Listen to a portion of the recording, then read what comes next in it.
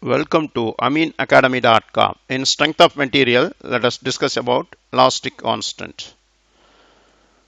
When a body is subjected to an axial load, axial tensile load, suppose here P,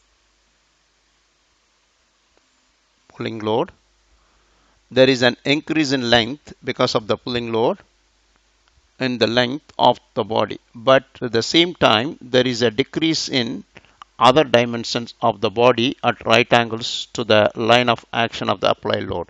Here, when pulling here at same time there is a pushing of, that means decreasing dimension of the cross section because of the compressive load used acting in other dimensions. Here is axially pulled, and this side is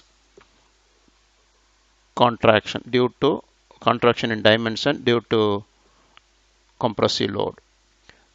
Thus, the body is having axial deformation and also deformation at right angles to the line of action of the applied load. That is lateral deformation. Here, this is called a lateral deformation.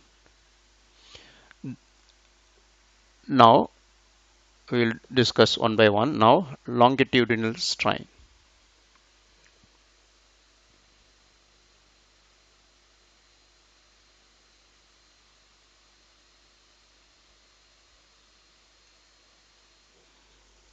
When a body is subject to an axial tensile compressive load,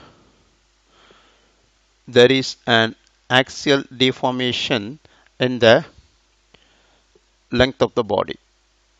The ratio of axial deformation due to the original length of the body is known as longitudinal or linear strain. The longitudinal strain is also defined as the deformation of the body per unit length in the direction of the applied load. Now let L equal length of body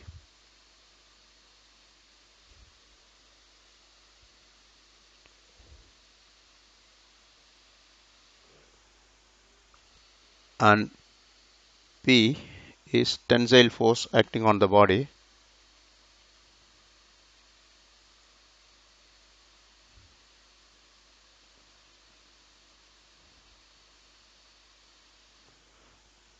Delta L is increase in length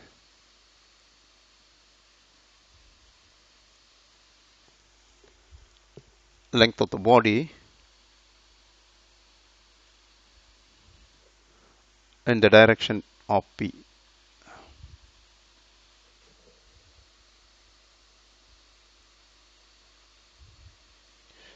Here, this due to tensile load, the original length will increase more. Therefore, longitudinal strain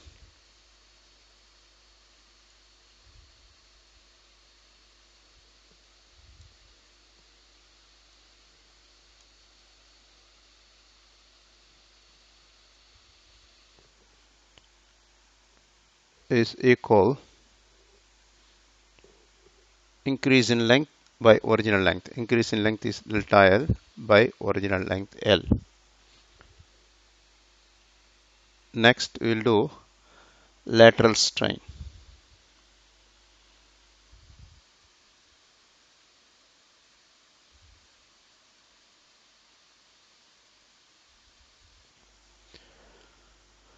The strain at right angles to the direction of applied load is lateral strain. That means, suppose here a load P is pulling this body.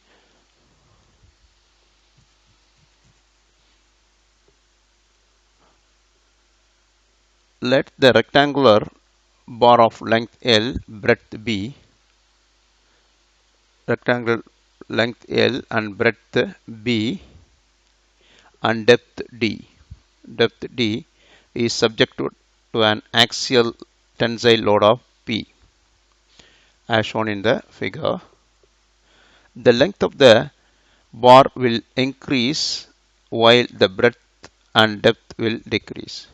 Here, due to pulling load, the length will increase. At the same time, breadth will decrease as well as depth will decrease.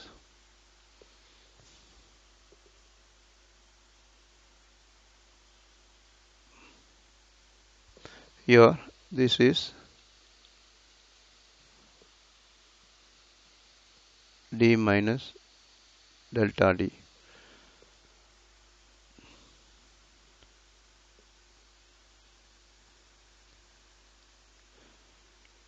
Now, here, delta L increase in length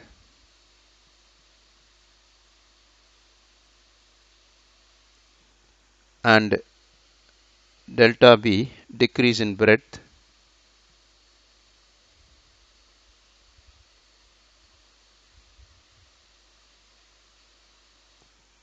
and delta D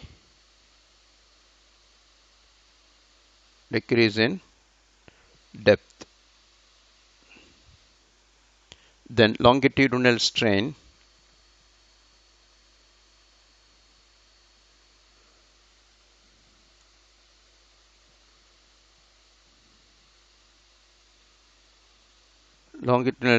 is delta L by L, and lateral strain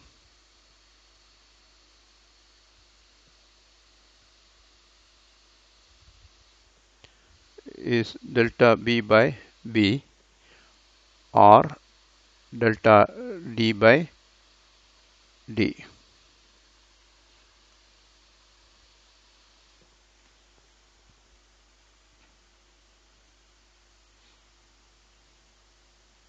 Now note this point.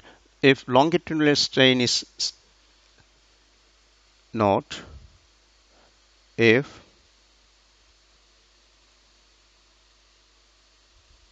longitudinal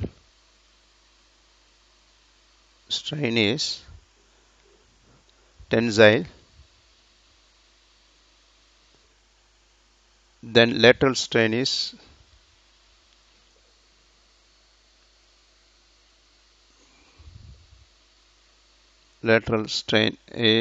compressive, will be compressive, and vice versa. And if longitudinal strain is compressive, then lateral strain is tensile.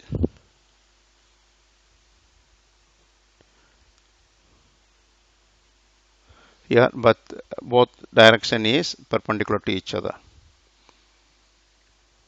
Now, next discussion is Poisson ratio.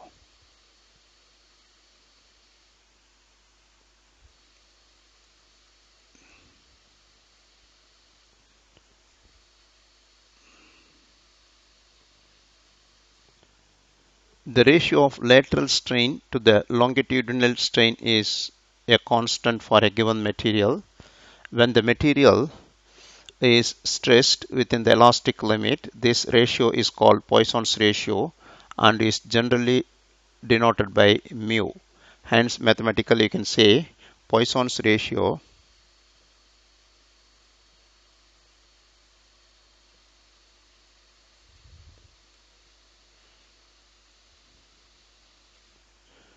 equal lateral strain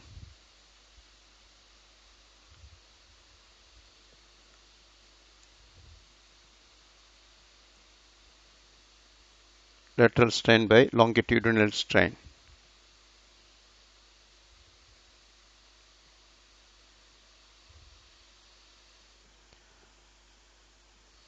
Therefore, you can write from that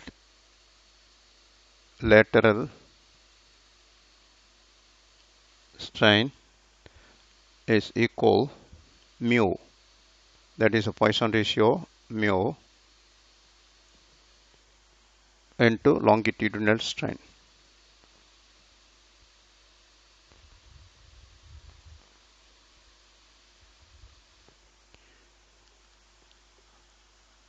As lateral strain is opposite to sign of longitudinal strain, hence algebraically the lateral strain is written as lateral strain is equal minus sine mu because its direction is opposite. Lateral strain is mu into longitudinal strain.